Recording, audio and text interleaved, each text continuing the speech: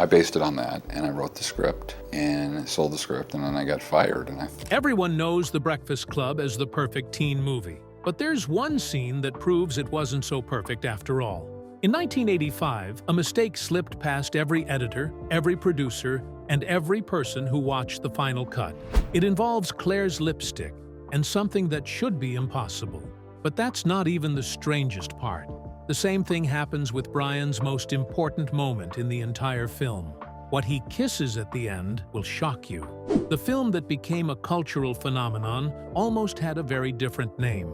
John Hughes first titled his script The Lunch Bunch, imagining a group of students who met during their lunch period instead of Saturday detention. That changed when he discovered that New Trier High School in Winnetka, Illinois, had a real detention program nicknamed the Breakfast Club. Students there had been using that term since the mid-1970s, with more than 200 cycling through those early Saturday sessions every year by 1982. Hughes loved the authentic sound of the name and changed his title immediately. In a 1985 Rolling Stone interview, he explained that the Breakfast Club sounded more institutional, more like something kids would actually call it. Universal scrapped all the original Lunch Bunch promotional materials at a cost of $15,000, a decision that proved worthwhile when the new title went on to become one of the most iconic in film history. Hughes wrote the script during what many consider one of the most remarkable creative bursts in Hollywood history. From February 14 to 16 in 1982, he locked himself in his home office in Lake Forest, Illinois, and wrote not just one, but 2 complete screenplays. In a marathon fueled by 47 cups of coffee and only 6 hours of sleep, he filled 312 handwritten pages. He played the same Bruce Springsteen album, Nebraska, 23 times in a row as he wrote, believing it helped him capture teenage angst. He finished The Breakfast Club at 3:47 in the morning on February 16th and immediately called his agent Michael Ovitz, despite the late hour. When the film was finally made, 87% of the dialogue came directly from that original draft. At first, Universal doubted a script written so quickly could succeed, so they greenlit 16 Candles as his directorial debut instead. But The Breakfast Club eventually hit theaters in 1985, earning more than $51 million and launching the careers of the Brat Pack generation. The authenticity of the story came from Hughes's own painful high school years. At Glenbrook North High School in Northbrook, Illinois, where he studied between 1966 and 1970, Hughes served 14 separate Saturday detentions in his junior year alone for infractions like smoking in the bathroom, being late, and talking back to teachers. He kept a 3.8 GPA, but secretly struggled with anxiety about college admissions. The character of Brian Johnson was inspired by those pressures. Hughes even admitted in a 1986 Chicago Sun-Times interview that he had contemplated suicide during his senior year because of social isolation. That confession helped inspire Brian's emotional scene in the film about wanting to end his life over a failing grade. To ensure his script felt real, Hughes interviewed more than 150 teenagers between 1980 and 1984, paying each of them $25 to describe their school experiences. He also drew from his detailed high school journals, which contained conversations and social dynamics that later appeared almost word for word in the film. What began as a simple detention comedy soon grew into a deep psychological portrait of teenagers. Hughes's original 47-page treatment had focused on escape attempts and food fights, but his direction changed after consulting child psychologist Dr. Ellen Rosenberg, who introduced him to the concept of identity versus role confusion from Erik Erikson's Developmental Psychology. In November 1983, Hughes attended a conference at Northwestern University, where he heard a presentation on the social construction of teen identity. These influences led him to add the confessional sequences and the now famous circle scene, inspired by real group therapy techniques he had observed at a suburban teen counseling center. Universal executives at first resisted this heavier direction. Studio head Tom Mount even wrote in a memo, "This is too heavy for our target demographic." But Hughes fought to keep his vision. The script expanded from 47 to 89 pages through 7 major revisions, with input from 3 different psychologists, until it reached the emotional power we see on screen. Even the casting process came close to creating a very different film. At the 40th anniversary reunion in 2025, Molly Ringwald revealed that John Cusack had originally been cast as John Bender. He went through extensive auditions, traveling multiple times between Chicago and Los Angeles. In the final round, Hughes initially chose him over Judd Nelson, but producer Ned Tannen and Hughes eventually decided that Cusack lacked the intimidating presence the role demanded. This was surprising, since Cusack was actually the bigger star at the time. According to casting director Jackie Birch, Hughes had flown Cusack in for a major screen test, making the decision to replace him all the more unexpected. Molly Ringwald herself was first offered the role of Allison Reynolds, the withdrawn basket case, but after reading the script, she felt a stronger connection to the character of Claire, who at that stage was still called Kathy Douglas. Ringwald lobbied hard for the change, competing against Robin Wright, Jodie Foster, Diane Lane, and Laura Dern for the part. Early drafts discovered in 2015 show just how different the character was before Hughes renamed her Claire. Ringwald later admitted she hated the original name, saying Kathy felt like a fat girl's name, while Claire had the elegant presence needed for the Queen Bee of Shermer High. That change cemented her performance as one of the most iconic in teen cinema. Emilio Estevez also nearly played Bender instead of Andrew. Hughes originally cast him as the rebellious troublemaker, but when they struggled to find a believable actor for the wrestler Andrew Clark, Estevez was moved to that role. The decision paid off, as Estevez brought both physicality and vulnerability, particularly in the powerful scene where Andrew confesses to taping another student's buttocks together to impress his father. Other possibilities are just as surprising. Nicolas Cage was seriously considered for Bender, but the studio couldn't afford his salary, even though he wasn't yet a household name. Alan Ruck, who later starred in Ferris Bueller's Day Off, also auditioned. Either choice would have completely changed the tone of the film. Perhaps the strangest casting twist came from Rick Moranis, who had been signed to play Carl the janitor. Moranis wanted to give the character a comedic Russian accent, which clashed completely with Hughes's vision of grounded realism. Producer Ned Tannen fired him, and John Kapelos was brought in as a replacement. Kapelos's subtle performance gave the janitor scenes with Judd Nelson the emotional depth they needed, ensuring the film remained authentic rather than cartoonish. On February 7, 1985, The Breakfast Club had its Los Angeles premiere. The event seemed quiet and almost ordinary, but just 8 days later, when the film opened nationwide on February 15th, it would erupt into one of the biggest cultural shocks of the decade. The movie had been filmed from March to May 1984 inside a closed high school in Des Plaines, Illinois, and then spent almost a full year in post-production. John Hughes used that time to polish every detail. The studio, however, wasn't sure it had a hit on its hands. Universal treated the film as if it were a small release, holding the premiere with little excitement and minimal press. Some people in the industry even left the screening unsure what to make of it. No one there could have guessed that this simple story about 5 teenagers in detention would go on to earn $51.5 million against a budget of just $1 million. That meant a return of more than 5,000%. What had started with little fanfare quickly became a phenomenon that defined a generation. Universal had badly underestimated what it had. The studio gave the film only a small marketing budget and had planned to release it in a limited number of theaters. They seemed convinced it would fade away after a few weeks. This was surprising, since John Hughes had already found success with 16 Candles the year before. Executives were uneasy about the idea of a movie that was 97 minutes of 5 students talking in a library, with little action and no big stunts. Producer Andy Meyer later remembered that when he first approached the studio, there were immediate red flags because Hughes was still an untested director. But the first week proved everyone wrong. The Breakfast Club brought in more than $5 million right away. Within the year, it earned 50 times its production cost and became the movie no one could stop talking about. The success of the film also gave birth to something unexpected, the Brat Pack. On June 10, 1985, just 4 months after the release, journalist David Bloom wrote an article for New York Magazine.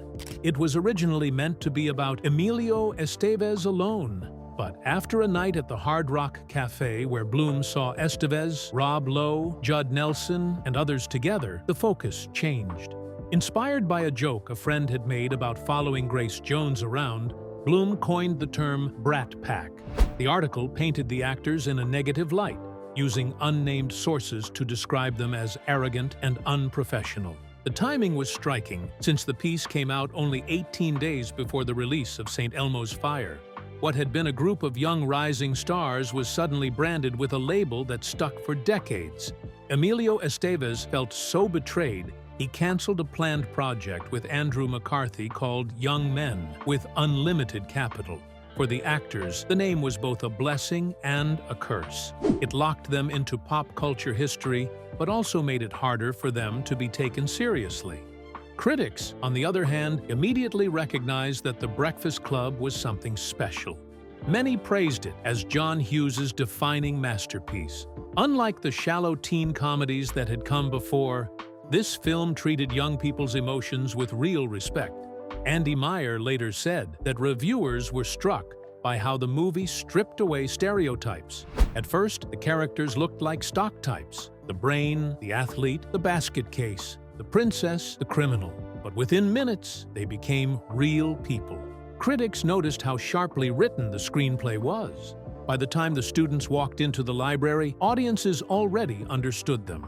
Time magazine praised the way the film captured authentic teenage voices without ever talking down to them. On rating platforms, 68% of viewers scored the movie between 8 and 10, showing how quickly it connected with its audience. Behind the scenes, though, the cast and crew were dealing with brutal conditions. The library set was upstairs, where the heat from the strong lights pushed temperatures as high as 110 degrees. Actors grew so exhausted they often fell asleep between takes, and 2 extra assistant directors were hired just to keep them awake. The heat led to several continuity errors that slipped into the final cut. One of the most famous mistakes involves Claire's lipstick. She applies it carefully, puts the cap back on, and tucks it into her purse. But in the very next shot, the lipstick has somehow returned to her hands, and she has to put it away again. Another error involves the library clock. Throughout the film, its hands jump forward and backward between scenes, and during Claire's staircase dance it disappears entirely, only to reappear later showing a different time. Since the entire story takes place during a single Saturday, the shifting clock stood out. There were more mistakes that fans still point out today. During Andrew's painful confession about the wrestling prank, Brian's hand changes position on his face between shots in a way that would be physically impossible. In the emotional group scene on the floor, Claire's hair flips back and forth from flat to puffed up, as though she had been through several makeovers in the middle of a single conversation. And in one scene, Bender manages to put down Claire's makeup with his right hand from one camera angle, while at the same moment setting it down with his left hand in another. One of the strangest mistakes in the film is what fans once called the earring paradox. Throughout the detention day, it looks like Bender is wearing the diamond earring that Claire only gives him at the very end. For years, people thought the movie had slipped into some kind of time loop, but the truth was less mysterious. Bender had been wearing an ear cuff all along. Unlike a pierced earring, the cuff clipped to the outer part of his ear. From certain angles, it looked almost identical to the diamond earring, which caused all the confusion. When Claire finally hands him the real diamond piece in the final scene, you can clearly see he still has the cuff on as well. That small detail was enough to spark decades of fan theories about hidden subplots, until careful frame-by-frame reviews revealed what was really happening. Another moment that puzzled sharp-eyed viewers happens when Bender crawls through the library's drop ceiling. His wallet chain dangles as he moves, but something looks off. In one shot, he's clearly talking and his lips are moving. In the very next, as he's shown crawling the opposite way, his mouth is completely still. The chain also appears to switch sides. The reason, as film experts later explained, was a technique called a flipped shot. Instead of reshooting, the crew simply reversed the image to save time and money. The YouTube channel Really even pointed this out at the 3:28 mark, joking, "Why reshoot when you can just flip the image and reuse it?" It was a clever shortcut, but it created an impossible picture where his chain seemed to exist on both sides of his body at once, a sign of the movie's $1 million budget showing through. The ending also hides an emotional slip-up that many viewers missed the first time. When Brian finishes writing the group's essay for Principal Vernon, he gently kisses the paper as if proud of the words he's put down. But in the shot chosen for the final cut, the page he kisses is completely blank. Earlier scenes had already shown him writing on multiple pages, yet this take must have been done with a fresh prop. Film experts believe that several versions of the same moment were filmed, and the editors accidentally used the blank paper take during the final cut.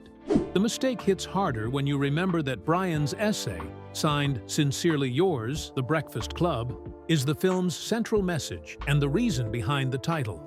During the lunch scene, another slip happens so quickly that it almost feels supernatural.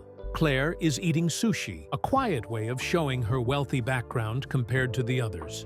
Her left hand is resting on the table, but the moment Bender mocks her for it, her left hand suddenly appears near her head, without any visible movement between shots. It happens in under 2 seconds, making it look like her hand teleports. The likely cause was that editors pulled together reaction shots from different takes and didn't notice her hand had been placed differently. Because the scene focuses on dialogue and expressions, the sudden change in hand placement became more obvious to anyone paying attention. There is also mention of Bender's gloves switching from black string to black leather during the film. But unlike the other mistakes, there isn't enough clear documentation about it. Some fans insist the change is there, while others argue it has been confused with other costume issues. Since the movie was shot on a tight budget and schedule, wardrobe mistakes would have been common. But without frame-by-frame proof, this one remains unconfirmed in the main continuity error databases. Behind the cameras, the set had problems that were even more serious than these small errors. Judd Nelson, who was 25 at the time, caused real trouble with his method acting. He kept acting like Bender even when the cameras weren't rolling.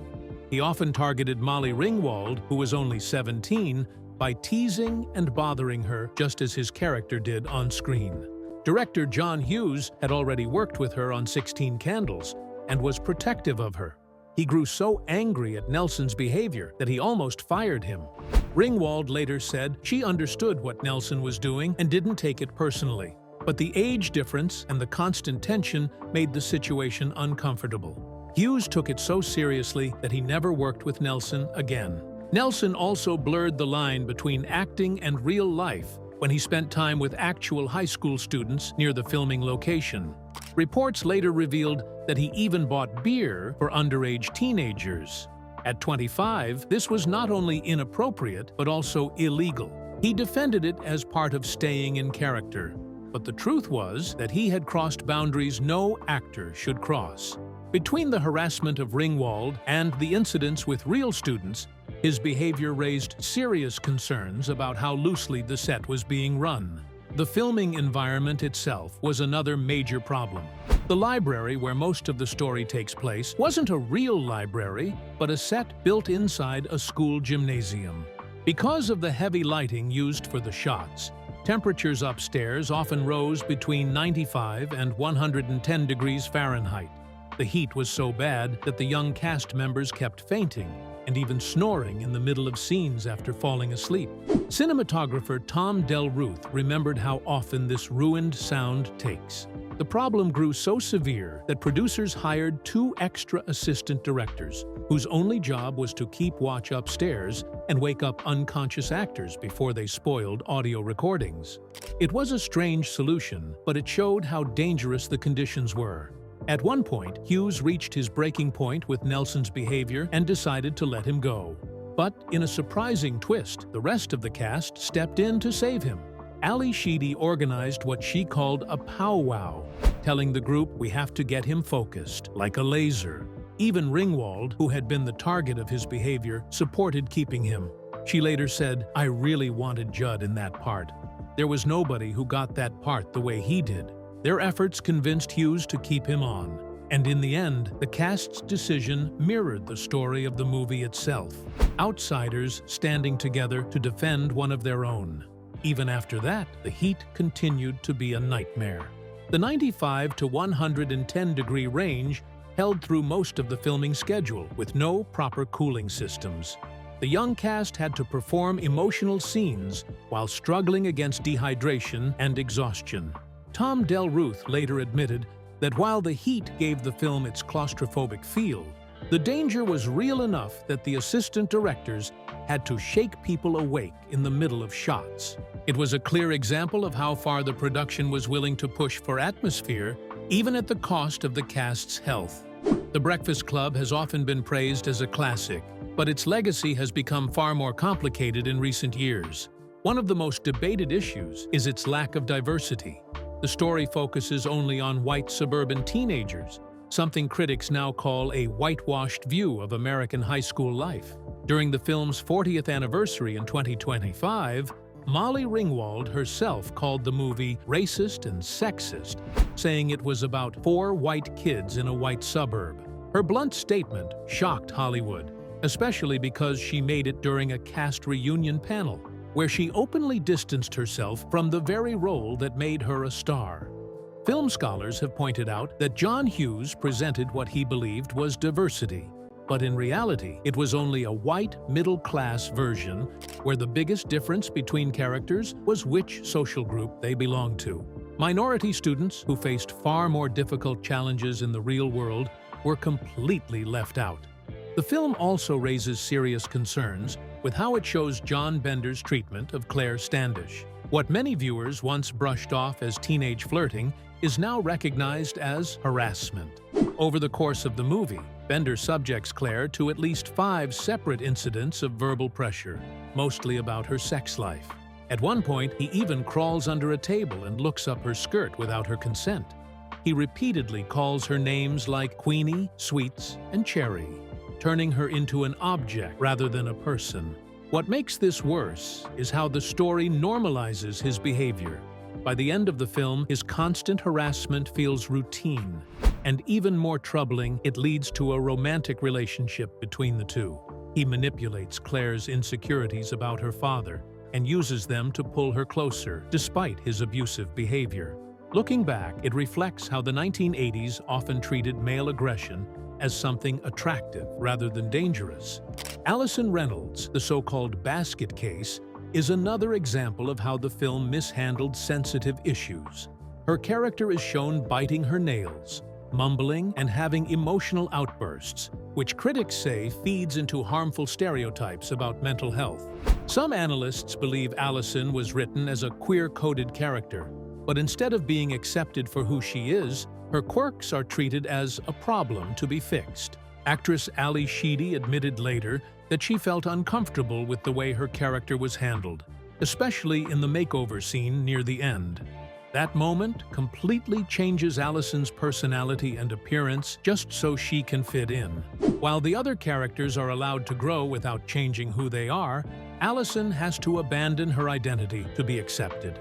This idea that someone must erase their differences to belong mirrors how the 1980s often treated mental health and neurodivergence. Even though Hughes said he wanted to break down high school social barriers, the movie ends up reinforcing the very stereotypes it pretends to challenge. The characters are introduced as the jock, the princess, the brain, the criminal, and the basket case. And by the end, they are still stuck in those roles. The romantic pairings between Bender and Claire and between Andrew and Allison don't actually change anything. Scholars have argued that these relationships are little more than shortcuts that allow the story to look hopeful without solving the real problems. The truth is that Bender remains rebellious, Claire stays popular, and Allison has to change completely. The message ends up being that students must conform to a version of their stereotype if they want acceptance. Despite these issues, the film's cultural impact is undeniable. On December 14, 2016, it was added to the National Film Registry, joining a list of only 750 films chosen by the Library of Congress for preservation. Usually, films must be at least 10 years old to qualify, but The Breakfast Club made the cut after just 31 years. The registry said the film captured the authentic voice of teenage angst and social dynamics in a way that still connects with audiences. One reason for its preservation was that the original 35mm prints were deteriorating faster than expected, making it urgent to save the film before it was too late. Its reputation grew even more in the years that followed. In 2008, Empire magazine ranked it at number 369 on its list of the 500 greatest movies of all time. By 2014, it had jumped an astonishing 331 spots to number 38, one of the biggest leaps in the list's history. That change happened largely because a new generation of critics, many of whom grew up watching the film, were now voting. Over 10,000 readers across 60 countries took part in the poll, and the movie even outranked Some Like It Hot at number 41 and The Third Man at number 44. It was proof that cultural influence can sometimes outweigh traditional critical judgment. In 2012, German film scholar Dr. Björn Sonnenberg-Schrank compared The Breakfast Club to Citizen Kane, a claim that stunned academics. His study showed how Hughes used advanced narrative techniques normally reserved for art films.